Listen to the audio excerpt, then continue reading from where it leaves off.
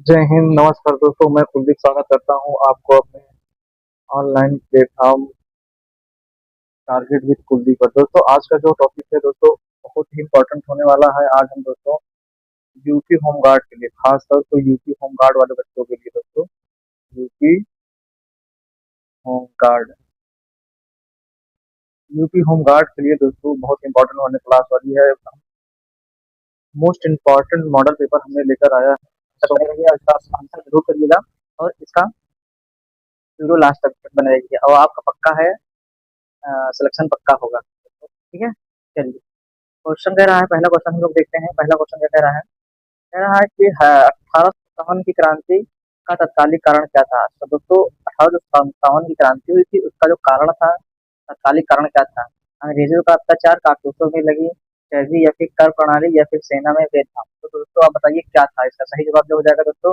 उसका जो हो जाएगा, कारतूसों में लगी चर्बी, यानी कि बी इज राइट आंसर। ठीक है, नेक्स्ट क्वेश्चन क्या कह रहा है? देखिए, कारतूसों में लगी, यानी ये क्वेश्चन ये हमारा चर्बी वाले कारतूसों से सैनिकों में जो होता था, क्या होता था? विद्रोह हो जाता था।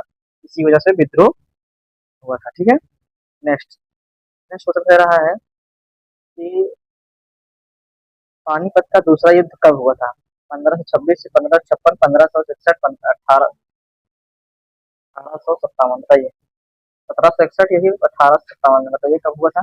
तो 15, इसका जो सही जवाब है दोस्तों, 1556 ईस्वी में पानीपत का दूसरा युद्ध हुआ था। और हम आपकी जानकारी के लिए बता देते दोस्तों, 1526 में, इसमें 1500 ये जो है, 1526 में दोस्तों पानीपत का प्रथम युद्ध हुआ था। अब 1761 में, ये 1761 में ये था, ये तीसरा युद्ध था पानीपत के। ये है पहला युद्ध दोस्तों, ये है पहला युद्ध, ये है दूसरा युद्ध, यानी 1556 में दूसरा युद्ध हुआ था और 1761 में तीसरा युद्ध हुआ था पानीपत के। ठीक है, चलिए देखिए। अब पानीपत का जो दूसरा युद्ध हुआ था दोस्तों, किसके साथ? अकबर और हेमू के बीच में हुआ था। इसका सही जवाब डी हो जाएगा। ठीक है, नेक्स्ट क्वेश्चन का कह रहा है कि अकबरनामा कह रहा है, अकबरनामा किसने लिखा था? अबू फजल ने, फौजी ने, तानसेन ने, या फिर बीरबल ने? तो इसका सही जवाब जो हो जाएगा, क्या हो जाएगा?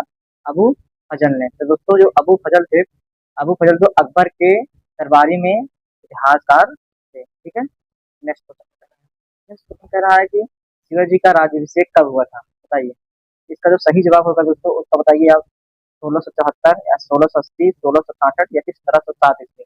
इसका जो सही जवाब हो जाएगा दोस्तों, 1674, यानी B is, sorry, A is right answer. ठीक है, 1674। 1674 में जो होता दोस्तों, देखिए, 1600, इसकी व्याख्या करते हैं। 1674 इसमें शिवाजी जो छत्रपति थे वो बने थे। क्या थे? शिवाजी छत्रपति बने थे। ठीक है, उनका राज्याभिषेक हुआ था। ठीक है, चलिए नेक्स्ट क्वेश्चन क्या कह रहा है? नेक्स्ट क्या है कि प्लासी का युद्ध किसके बीच हुआ था? अंग्रेज फ्रांसीसी, अंग्रेज सिराजुद्दौला मराठा और अंग्रेज, या फिर सही जवाब, या फिर मुगल और अंग्रेज के? बताइए क्या जवाब होगा इसका? तो इसका दोस्तों सही जवाब हो जाएगा अंग्रेज और सिराजुद्दौला, यानी बी राइट आंसर। चलिए ये बता दें हम आपको, ये जो युद्ध हुआ था, देख लीजिए, 1757 ईस्वी में अंग्रेजों के बीच से और सिराजुद्दौला के बीच में हुआ था प्लासी के युद्ध। ठीक है, नेक्स्ट क्वेश्चन कह रहा है ये नेक्स्ट क्वेश्चन कह रहा है, अशोक ने किस युद्ध के बाद बौद्ध धर्म अपनाया था? पानीपत, कलिंग, या हल्दी घाटी, या फिर तराइन युद्ध?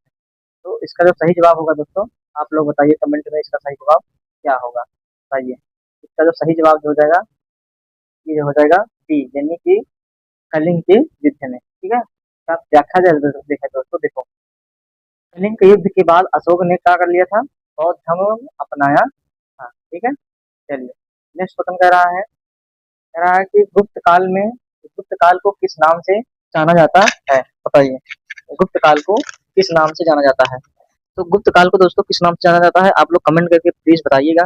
आप लोग कमेंट करिए आंसर। इसका जो सही जवाब जो हो जाएगा, ऐसा हम बताते हैं, वो हो जाएगा स्वर्ण युग कहा जाता है, यानी गुप्त काल को ही स्वर्ण युग भी कहा जाता है। ठीक है, नेक्स्ट देखिए, इस समय का कला और विज्ञान का विकास होता है, यानी कि ये गुप्त काल में ही, ये कहने का मतलब ये है कि गुप्त काल में कला और विज्ञान का भी क्या हुआ था? विकास हुआ। हाँ, ठीक है, नेक्स्ट कह रहा है कि अ, असहयोग आंदोलन कब शुरू हुआ था? 1919 में, 1920, 1930, 1942? इसका जो सही जवाब क्या हो जाएगा दोस्तों? 1920 यानी बी इज राइट आंसर। ठीक है, देखिए असहयोग आंदोलन जो था वो किसने कराया था? गांधी जी ने 1920 में असहयोग आंदोलन शुरू किया था। ठीक है, चलिए नेक्स्ट कह रहा है क्वेश्चन, करो या मरो, करो या मरो का नारा किस आंदोलन से जुड़ा है? भारत छोड़ो, असहयोग आंदोलन, स्वदेशी या फिर सविनय अवज्ञा आंदोलन। तो इसका जो सही जवाब हो जाएगा क्या होगा दोस्तों? इसका जो सही जवाब हो जाएगा वो हो जाएगा भारत छोड़ो आंदोलन से जुड़ा हुआ है करो या मरो का आंदोलन का नारा। ठीक है, तो ये करो या मरो का जो नारा दोस्तों ये असहयोग आंदोलन, सॉरी ये जो भारत छोड़ो आंदोलन जो आया था वो 1942 में आया था। ठीक है, चलिए नेक्स्ट कह रहा है क्वेश्चन कि भारत भारत देखिए आप दिखाई देगा, चलिए बताइए भारत स्वतंत्रता संग्राम किसे कहा जाता है? इसका जो सही जवाब है बताइए, 1942, 1957, 1919, 1857, 1919 या फिर 1905। तो स्वतंत्रता संग्राम जो था दोस्तों 1857 की जो क्रांति हुई थी उसी को कहा जाता है। ठीक है, देखिए 1857 में प्रथम स्वतंत्रता संग्राम कहते हैं, यानी 1857 की जो क्रांति हुई थी उसी को कहा जाता है। ठीक है, नेक्स्ट नेक्स्ट क्वेश्चन कह रहा है कि बाबर ने किस वंश की स्थापना की थी?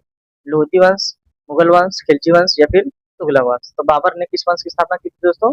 मुगल वंश, यानी बी इज राइट आंसर हो जाएगा। ठीक है, देखिए बाबर ने 1526 ईस्वी में मुगल वंश की स्थापना की थी। ठीक है, चलिए क्योंकि दोस्तों देखिए क्वेश्चन 100 है तो ज्यादा क्वेश्चन होने की वजह से थोड़ा फास्ट करेंगे ताकि जल्दी जल्दी से सभी क्वेश्चन को हम लोग एक बार देख लेंगे, रिवाइज कर लेंगे। आप लोग दो वेबसाइट में देख करके वीडियो को जल्दी से रिवाइज कर लीजिएगा। ठीक है, तो रजिया सुल्तान किस वंश से थी?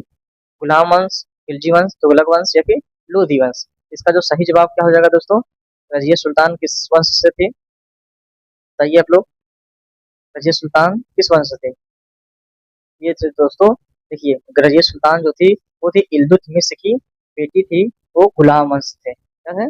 गुलाम वंश का संस्थापक कौन था? आप लोग कमेंट में बताइए एक क्वेश्चन, गुलाम वंश का संस्थापक कौन था बताइए। देखिए व्याख्या इसका है दोस्तों, वह दिल्ली सल्तनत के गुलाम वंश की शासिका थी। कौन कौन थी दोस्तों? रजिया सुल्तान। और हमने बताया रजिया सुल्तान के पिता का नाम इल्तुतमिश था। और आप लोग कमेंट करके बताइए कि गुलाम वंश जो था, गुलाम वंश दोस्तों उसकी स्थापना किसने किया था? स्थापना किसने किया था बताइए, गुलाम वंश की स्थापना किसने? कमेंट करके बताइएगा आप लोग। ठीक है, चलिए तो दोस्तों इसका जो सही नेक्स्ट क्वेश्चन क्या कह रहा है? नेक्स्ट कह रहा है कि हल्दी घाटी का युद्ध किसके बीच में हुआ था? यानी हल्दी घाटी का जो युद्ध था किसके बीच में हुआ था? अकबर शिवाजी की, अकबर राणा सांगा या फिर अकबर और बाबर और लोधी या फिर मराठा और अंग्रेजों के बीच में हुआ था बताइए। तो इसका जो सही जवाब जो होगा दोस्तों अकबर और राणा सांगा के बीच में हुआ था, यानी बी इज राइट आंसर। ठीक है, नेक्स्ट कह रहा है, नेक्स्ट क्वेश्चन कह रहा है कि गीता किस ग्रंथ का भाग है? गीता जो है वो किस ग्रंथ का भाग है? रामायण का, महाभारत का, वेद का और पुराण का। तो इसका सही जवाब जो हो जाएगा दोस्तों वो है महाभारत में, क्योंकि श्री कृष्ण जो है वो महाभारत में ही उपदेश देते हैं अर्जुन जी को। तो जो गीता जो है दोस्तों वो महाभारत का ही भाग माना जाता है। ठीक है, चलिए नेक्स्ट क्वेश्चन कर रहा है, देखिए गीता जो है महाभारत के भीष्म पर्व में है, इसमें है भीष्म पर्व में है। नेक्स्ट क्वेश्चन कह रहा है 15 नंबर क्या कह रहा है? कह रहा है कि अकबर के दरबार में कितने रत्न थे? 7, 8, 9, 10। तो दोस्तों हम आपको बता दें 9 रत्न थे। कितने रत्न थे अकबर के दरबार में? 9 रत्न थे। ठीक है, चलिए नेक्स्ट क्वेश्चन, अकबर के दरबार में 9 रत्न प्रसिद्ध थे। ठीक है, चलिए नेक्स्ट क्वेश्चन कह रहा है, नेक्स्ट कह रहा है कि 16 नंबर क्वेश्चन कह रहा है अंग्रेज की स्थापना कब हुई थी? कांग्रेस की स्थापना कब हुई थी? कांग्रेस की स्थापना कब हुई थी आप लोग बताइए, 1885, 1905, 1919 या फिर 1925 में। तो दोस्तों इसका सही जवाब जो हो जाएगा 1885 ईस्वी में स्थापना हुई थी। ठीक है, और किसके द्वारा हुई थी? तो ए ओ ह्यूम द्वारा हुई थी। ठीक है, 1885 ईस्वी में। ठीक है, चलिए नेक्स्ट क्वेश्चन कह रहा है 17 नंबर, कह रहा है कि जलियांवाला बाग घटना कब हुई थी? 1919, 1920, 1930, 1942। इसका जो सही जवाब हो जाएगा दोस्तों, इसका सही जवाब हो जाएगा 1919, यानी ए इज राइट आंसर। ठीक है, नेक्स्ट देखिए अब इसका डेट पूछ लेता है कहाँ हुई थी। जलियांवाला जो भाग हुआ था 13 अप्रैल 1919 में, कहाँ हुआ था? अमृतसर से। जलियांवाला बाग कहाँ पड़ता है? अमृतसर में पड़ता है। ठीक है, चलिए। कह रहा है गांधी जी का जन्म कब हुआ था? 1869 में, 1875 में, 1885, 1890। इसका जो सही जवाब हो जाएगा क्या हो जाएगा? 1869, यानी ए इज राइट आंसर। तो इसकी व्याख्या देख लेते हैं दोस्तों।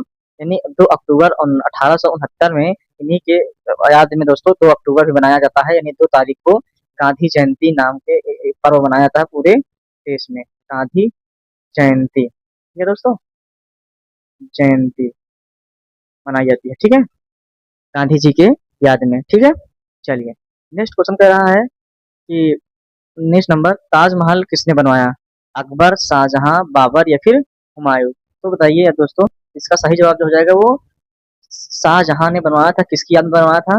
मुमताज। इसकी इनकी बेगम थी, यानी इनकी पत्नी थी। उनका क्या नाम था दोस्तों? उनका नाम था मुमताज। क्या नाम था? मुमताज के आगे पीछे वाला नाम क्या है? ताज। यानी ताजमहल में देखिए यही ताज मिला हुआ है। ठीक है, ताजमहल उन्हीं के याद में बनाया गया था, मुमताज के याद में। ठीक है, चलिए देखिए, ये देखिए शाहजहां ने मुमताज की याद में बनवाया था। ठीक है, नेक्स्ट क्वेश्चन कह रहा है नालंदा विश्वविद्यालय कहाँ था? नालंदा जो विश्वविद्यालय था दोस्तों वो पर कहाँ था बताइए? नालंदा विश्वविद्यालय कहाँ था? बिहार, यूपी, एमपी या फिर गुजरात? तो सही जवाब जो हो जाएगा दोस्तों वो बिहार में था। कहाँ पर था? बिहार। देखिए, नालंदा विश्वविद्यालय यह प्राचीन विश्वविद्यालय भारत के बिहार जिले में स्थित है। ठीक है, चलिए। नेक्स्ट कह रहा है कि 21 नंबर, भारत की सबसे लंबी नदी कौन सी है? गंगा, यमुना, नर्मदा या फिर गोदावरी? दोस्तों सही जवाब इसका ए हो जाएगा। क्या हो जाएगा? ए, यानी गंगा इज राइट आंसर। ठीक है, देखिए गंगा जो है भारत की सबसे लंबी नदी है। ठीक है, चलिए। नेक्स्ट कह रहा है कि पृथ्वी का सबसे बड़ा सागर महासागर क्या है? अटलांटिक महासागर कौन सा है? तो अटलांटिक है, प्रशांत या फिर हिंद या फिर आर्कटिक? का बताइए। इसका सही जवाब हो जाएगा दोस्तों बी, यानी प्रशांत महासागर जो है वो पूरे विश्व में पृथ्वी पर सबसे बड़ा महासागर माना जाता है। ठीक है, चलिए। नेक्स्ट क्वेश्चन क्या है? नेक्स्ट है 23 नंबर, कह रहा है उत्तर प्रदेश की राजधानी क्या है? दोस्तों ये वीडियो आप लोगों के लिए बहुत इंपॉर्टेंट होने वाली है। आप लोग लास्ट अगर एक बार में नहीं समझ में आता, दूसरी बार 2-3 बार आप रिवाइज कर लेंगे, तो अगर याद कर लेंगे तो इस वीडियो से मैं मेरा मानना है, मेरा 100% मैं कह रहा हूँ, आपको गारंटी देता हूँ। आप तो अगर वीडियो में बने रहेंगे और लास्ट तक देखेंगे तो पक्का है आपको कम से कम नहीं 5 से 7 नंबर तक का आप लोग पाएंगे। इस वीडियो से 5-7 नंबर तक के पेपर में आपको मिलने वाला है। 5-7 क्वेश्चन, 100 क्वेश्चन में 7 नंबर अगर आपको मिल जा रहा है तो क्या दिक्कत है दोस्तों? तो देखिए, गारंटी दे रहा हूँ मैं। ठीक है, चलिए। उत्तर प्रदेश की राजधानी क्या है? कानपुर, लखनऊ या फिर आगरा, वाराणसी? तो क्या है दोस्तों? लखनऊ है। क्या है उत्तर प्रदेश की राजधानी? राजधानी है लखनऊ। उत्तर प्रदेश की लखनऊ राजधानी, यूपी की राजधानी है। ठीक है, लखनऊ। चलिए, नेक्स्ट कह रहा है कि सूर्य किस दिशा से निकलता है? पश्चिम, पूर्व, उत्तर, दक्षिण? तो दोस्तों बी, यानी पूर्व दिशा से निकलता है। और पश्चिम दिशा में क्या होता है दोस्तों? पश्चिम दिशा में अस्त हो जाता है, अस्त होता है। ठीक है, चलिए। नेक्स्ट कह रहा है क्वेश्चन हिमालय किस प्रकार का पर्वत है? ज्वालामुखी या मोड़दार, पठार या फिर अवशिष्ट?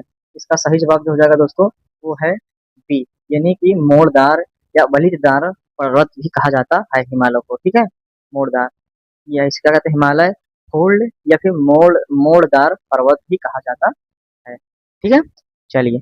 नेक्स्ट कह रहा है क्वेश्चन 26 नंबर, भारत का राष्ट्रीय पशु कौन है? शेर, बाघ, हाथी या फिर गाय? इसका सही जवाब जो हो जाएगा दोस्तों बाघ, यानी बी इज राइट आंसर। ठीक है, देखिए बाघ जो है भारत का राष्ट्रीय पशु है। बाघ जो है क्या है? भारत का राष्ट्रीय पशु है। ठीक है, चलिए। चलिए, गंगा नदी का उद्घाटन कहाँ है? मतलब उद्गम कहाँ है? गंगा नदी का उद्गम कहाँ है, यानी कहाँ से निकलती है? गंगोत्री से, यमुनोत्री से, केदारनाथ से, फिर बद्रीनाथ? दोस्तों गंगा नदी गंगोत्री से, यमुना नदी जो होता है वो यमुनोत्री से निकलती है, यानी ग्लेशियर से। गंगोत्री ग्लेशियर से निकलती है गंगा नदी। ठीक है, चलिए। नेक्स्ट क्वेश्चन कह रहा है कि सबसे छोटा महाद्वीप कौन सा है? यूरोप, ऑस्ट्रेलिया, एशिया या फिर अफ्रीका? तो बी यानी ऑस्ट्रेलिया सबसे छोटा महाद्वीप है। ठीक है, चलिए। भारत का राष्ट्रीय पक्षी कौन सा है? कबूतर, मोर, तोता या फिर हंस? तो इसका सही जवाब हो जाएगा दोस्तों